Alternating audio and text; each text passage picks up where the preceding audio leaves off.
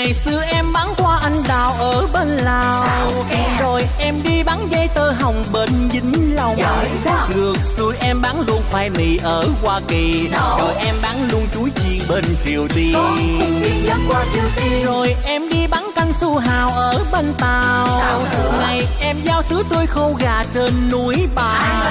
Còn khi đêm đến em giao hàng cho anh chàng đẹp trai rất hay thích ăn mì tôm.